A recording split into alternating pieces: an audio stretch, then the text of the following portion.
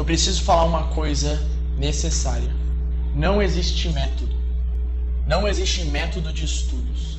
Quando as pessoas falam que existe um método de estudo, ou elas estão te enganando, falando algo para que você acredite, mas que elas sabem que não é bem assim, ou então elas não sabem.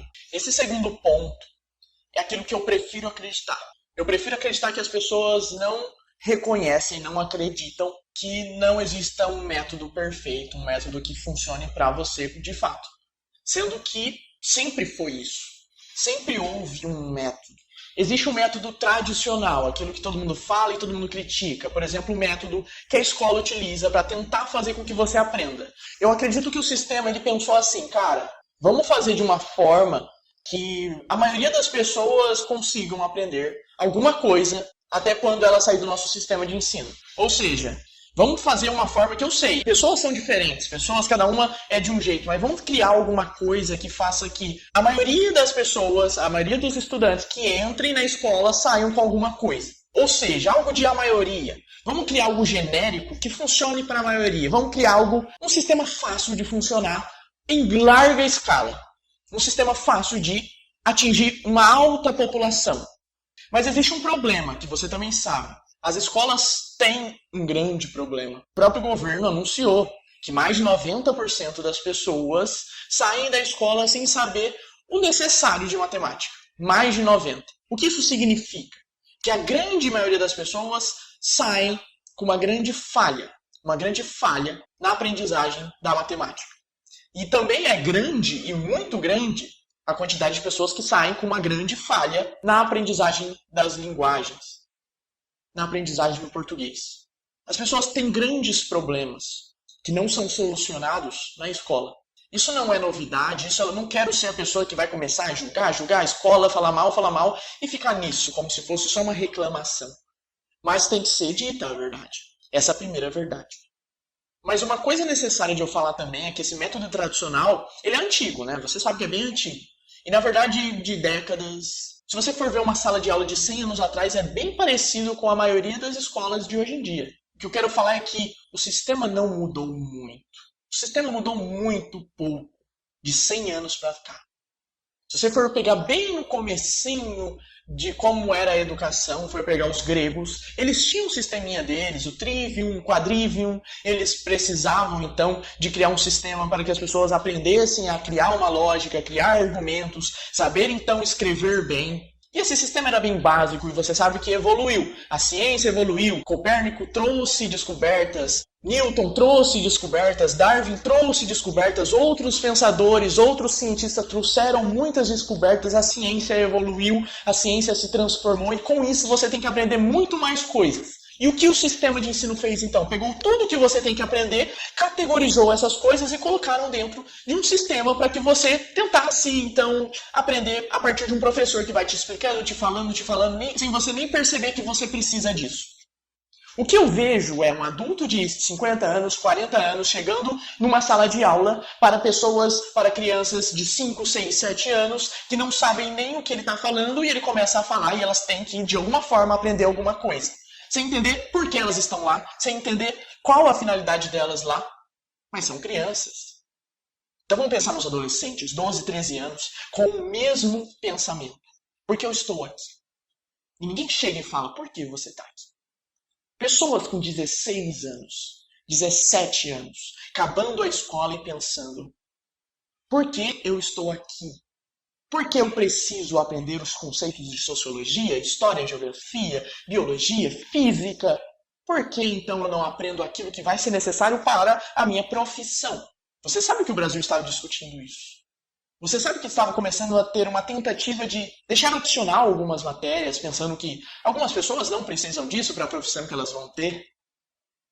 Que eu vejo pessoas que vão fazer uma prova grande, como o Enem, como um vestibular, ou então um concurso, e elas começam a estudar e achar as melhores técnicas, os melhores métodos, mas elas não entenderam ainda aquilo que desde a base não foi entendido. Por que você precisa estudar?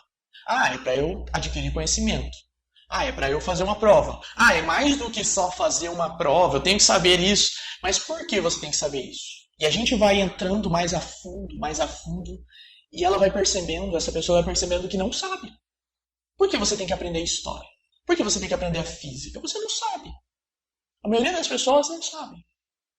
E por que foi criada uma grande prova para que você consiga, a partir de um bom resultado nessa prova, você consiga então entrar na faculdade? Ah, é uma forma de criar uma competição, os melhores vão. Os melhores vão. A competição para acima da aprendizagem. A competição, eu ser o melhor, sem você saber melhor em quê. As pessoas não são as melhores, não entendem ser melhor em quê. Para quê? Será que é para eu passar na faculdade? Tá bom? Acabou? Ou será que existe alguma coisa? Alguma coisa que, tá, eu não entendo direito, mas eu tenho uma certa impressão e fica nisso. Vamos fingir que eu sei. Ou então vamos só agir dessa forma mesmo. Vamos só estudar assim mesmo. Vamos só agir. Vamos só então estudar de fato. Em vez de ficar pensando demais e não achar nenhum resultado. E daí vem pessoas e falam. Eu vou te ensinar os 5 assuntos que mais caem no Enem. Eu vou te ensinar as técnicas para você que quer revisar uma certa matéria que você já estudou. Eu vou te ensinar como fazer um resumo. Eu vou te ensinar como você fazer exercícios de física, de matemática. Eu vou te ensinar como você interpretar um texto, como você construir uma redação, como você ter o melhor modelo de redação. E você viu que o buraco está muito mais embaixo. Você aceita tudo.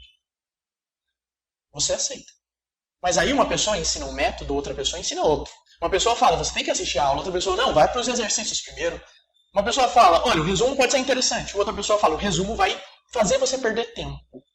Uma pessoa fala, estuda 30 minutos, descansa 5. Outra pessoa fala, estuda do jeito que você quiser, o tempo que você quiser, mas tenha também um período de descanso. Outra pessoa fala, estude por 3 horas e depois pare, você não precisa estudar mais. Outra pessoa fala, estude o máximo possível, mas de um jeito que você consiga. Uma pessoa fala, assista às aulas, não precise anotar. Outra pessoa fala, assista às aulas e anote. Uma pessoa fala, não pause quando você estiver assistindo uma aula. Outra pessoa fala, assiste uma aula, pausa, coloque o que você entendeu. E cara, são métodos, muitos métodos. E aí? O que fazer? Que decisão tomar? A maioria das pessoas saem da escola e elas começam então a vida adulta. Elas já têm 18 anos. A escola quis moldar você até os 17, 18. E agora você vê que a responsabilidade é muito grande. Já falaram pra você, cara, quando você sair da escola você vai ter que dar um rumo pra sua vida. Você vai ter que trabalhar, você vai ter que estudar, entrar numa faculdade, fazer alguma coisa. O mundo é muito mais complicado. E daí chegou esse momento. Então não existe só o método de estudos, existe o desespero. O desespero de uma pessoa que acabou de sair da escola. Não existe só o desespero, existem pressões. Pessoas que observam você e falem, agora você vai ter que estudar, ou então agora você tem que trabalhar. Eu não consigo te sustentar por muito tempo. E cria uma pressão interna enorme. E daí você vai recorrer a essas pessoas. Vai recorrer a essas pessoas que vão te trazer uma migalha, uma comida, alguma coisa que você consiga se nutrir de alguma forma e ainda ter esperança de conseguir estudar para assim você passar na faculdade, que é o seu sonho, é o seu objetivo, é o seu propósito. Mas essas pessoas falham em querer te dar métodos, de querer te dar técnicas, de querer te dar dicas, coisas pequenas, coisas superficiais. E o pior de tudo é aquelas pessoas que chegam em você e falam, cara, eu vou te ensinar como passar na faculdade, porque eu passei na faculdade. Cara, eu vou te ensinar como passar na faculdade. Eu estudei de uma certa forma e deu certo. Eu vou falar como é essa forma.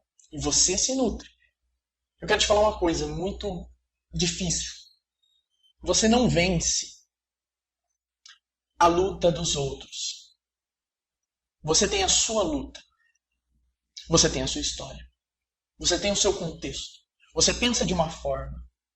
Você não vence a luta dos outros. Você não tem as histórias dos outros, as dificuldades dos outros. Você não está caminhando no caminho dos outros. No processo de construção da aprendizagem, do conhecimento dos outros.